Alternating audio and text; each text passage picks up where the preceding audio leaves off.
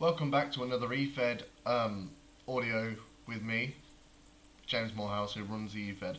Now, I'm going to continue with the superstar bios. I've kind of fallen behind a bit on those. I haven't done one for 2 weeks, but I will start doing those again in the next few days. This video is to give you the results of Starrcade, the pay-per-view that was held on the 17th of June. It's a few days late, but better late than never.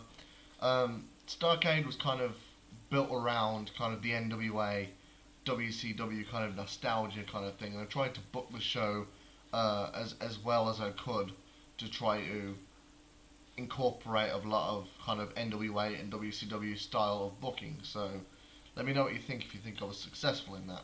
We started off with the YouTube the Dark Show, which had 2 matches on. The first match was for the Intercontinental Championship, Cody Rhodes defending against Anchor. Now, the match lasted 14 minutes and 28 seconds and ended with Cody Rhodes picking up the victory. In the closing moments, Anchor had Cody set up for Anchor's Away, which is a high angle powerbomb. Cody reversed it into a neck breaker and he got a count of 2 when Anchor kicked out.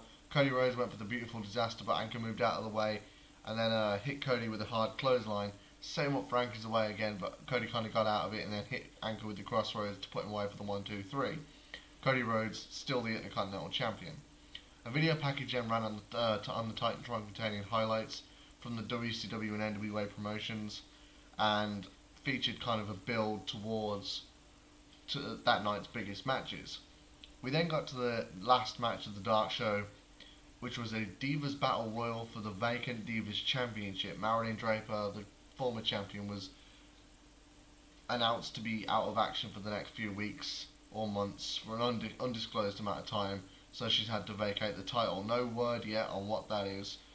Lily won the match.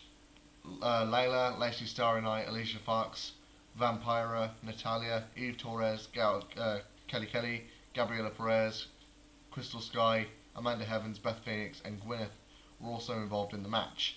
Now, during the end of the match between Lily and Gwyneth, who were the last 2 in the ring, the referee was knocked down and Gwyneth threw Lily over the top rope. However, because the referee was down, he didn't see this. Beth Phoenix came down to the ring and hit Gwyneth with the Glam Slam. Then Lily got back into the ring and dumped Gwyneth over the top rope, which the referee did see and awarded the win to Lily. This kind of started a new partnership with Lily, Beth Phoenix and Vicky Guerrero, formerly the manager of Marilyn Draper. Lily would head on to later on in that night to defend that title against Medusa. The main show kicked off with Wildfire versus his former mentor, Ricky the Dragon Steamboat. The match kind of started off with Ricky trying to out mat wrestle his former mentor, Ricky Steamboat, with Ricky kind of getting the upper hand each time. Wildfire did start to build up momentum a few minutes in. The match lasted about 8 minutes 45 seconds. It ended when Ricky hit Wildfire with a running crossbody and went for the cover, but Wildfire kicked out at 2. Wildfire got to his feet and hit Ricky with a perfectly placed missile dropkick on the ground, waited for him to get to his feet, then hit him with 3 backhand punches to the face before hitting him with the neck breaker, and then finally locked him in the burnout, which is his sharpshooter foot submission hold, which forced the Hall of Famer to tap out, and Wildfire for the first time in his life got a victory over Ricky Steamboat, so very impressive for Wildfire. Matt Striker then interviewed Christian backstage, the World Heavyweight Champion. Christian talks about how he's going to defeat Randy Orton, Sheamus and Edge in the 4-way dance later on tonight, and says that he spray-painted WCW on the World Heavyweight Championship belt because WCW is coming back tonight and there's nothing that the WWE can do about it. Second match of the night, AJ Starr and TJ Maverick come to the ring to have their open invitational against any former WCW or NWA wrestlers that want to step up to the mark. Goldust and Chavo Guerrero come out.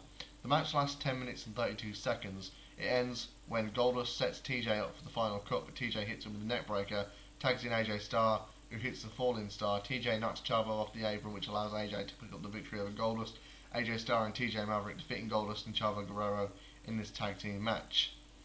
Then we get some backstage segment where the WCW team leader and general manager of the WWE, James Morehouse, is trying to encourage Booker T and Kevin Nash, get them riled up and get them ready for this main event match against Team WWE, which is going to be Team WCW versus Team WWE.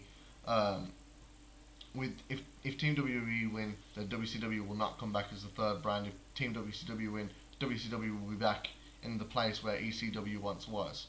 Mr. McMahon then is in a backstage segment with John Cena and CM Punk, who are both members of Team WWE, and kind of tells them that losing is not an option tonight. Then we come to the third match of the night. Daniel Bryan defending the United States Championship against Road Warrior Animal. It was Animal's power against Daniel Bryan's submission moves. The match only lasted 5 minutes and 31 seconds, but there was a lot packed into that. It ended when Animal hit Bryan with 2 power slams, but Bryan kicked out of them both. Animal went for a third. Bryan landed on his feet, knocked Animal down with a few stiff kicks to the chest and then back to the head, and then locked him in the label lock, which forced Animal to tap out. We get a video package promoting the next pay-per-view, which will be Money in the Bank on July 22nd to take place in Birmingham, England, and the theme song will be Money by I Fight Dragons. Then we come to the fourth match, The Miz versus The Big Show, which ends in a no contest because just as the bell rings, Liger, who isn't scheduled to compete at Starrcade, takes them both out with the steel chair. He hoists Big Show to his feet, but Big Show starts to fight back. Big Show climbs up to the top rope and is ready to push Liger off the apron to ringside. He goes to the top to try and get some kind of momentum, but Liger grips Big Show by the throat and throws him off the top rope and crashes him through the announce table.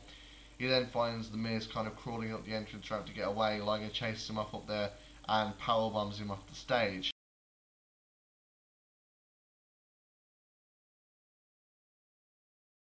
Big Show is then carried away on a stretcher and is later on in the night diagnosed with kind of a broken dislocated elbow and will be out of action for about 6 months.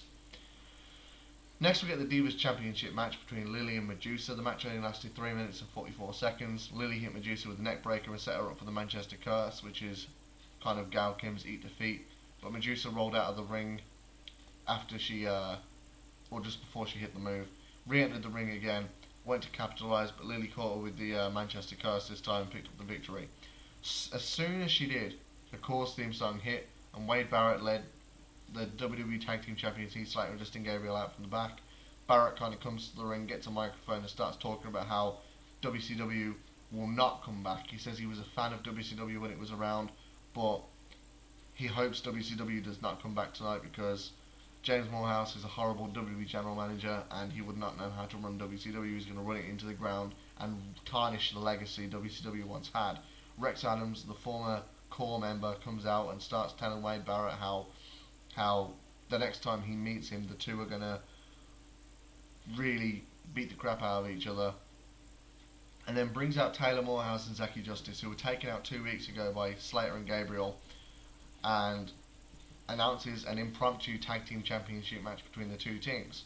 Taylor and Zachy pick up the victory over Heath Slater and Justin Gabriel to win the tag title, ending Slater and Gabriel's 4-month reign. Slater set Taylor up for the sweetness, but Taylor countered into the GFT, the goodbye from Taylor, which put Slater away for the 3 count. The GFT is the playmaker that MVP used to use. Next we get to the 4-way dance for the World Heavyweight Championship, Christian versus Edge versus Sheamus versus Randy Orton. The match lasts 15 minutes and 55 seconds, just under 5 minutes away from the 15 minutes away from the 30-minute time limit that each match will have. Randy Orton was eliminated first by Christian after Sheamus hit the Brogue Kick. Christian hit Sheamus with the kill switch and then pinned Randy Orton. Sheamus was eliminated next when Edge hit Sheamus with a spear from the top rope. Christian threw Edge over the top rope and pinned him. The match then spilled to the outside with Christian and Edge facing each other one-on-one. Went up the entrance ramp. These two were really battling it out. There was a 20 limit. There's a 20 count out limit. In the end, Christian hits the second kill switch of the match, followed up with a headbutt from the top rope, which puts Edge away for the 3 count. Christian gets a big, clean victory over 3 of the top stars on SmackDown to retain the World Heavyweight Championship. Next we get a match between 2 big guys, 2 agile big guys, David Hethman and Vader. The match only lasted 5 minutes and 52 seconds. Vader went for a clothesline, but David countered into a spine buster, which practically broke the ring, but didn't actually shook the whole arena. Climbed to the top rope and hit Vader with a moonsault despite being nearly 300 pounds. Then Davith kind of locked him in the Achilles tendon lock, which forced Vader to tap out. Next we get to the match between Kaiju and Rey Mysterio. It's a 7-foot tall monster, Kaiju against the 5-foot whatever WCW original Rey Mysterio.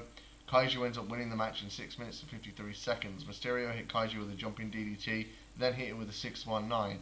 Mysterio went up to the top rope and went for the frog splash, but Kaiju got the knees up, and Mysterio went crashing sternum first into the knees. Kaiju then rolled him into the small package and pinned Rey Mysterio to win the match. Kaiju is still unpinned on pay-per-view. Matt Striker then interviews John Cena about how he's feeling about the main event. John Cena says he's going to be involved in the main event against his best wishes. He says Vince McMahon has threatened to take the WWE Championship away from him if he does not compete.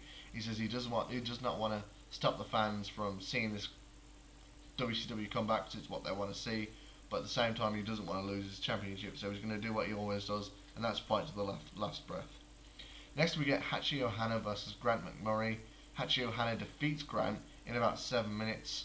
Hachi dropped McMurray in the Voodoo Relapse, which is kind of the 12 steps, but McMurray kicked out of 2. McMurray dropped Hachi with a right hand and then a knee to the face, before hitting him with a spear and locked Hachi in the chain wreck, which was an elevated Boston Crab. Hachi grabbed the ropes, which forced the break.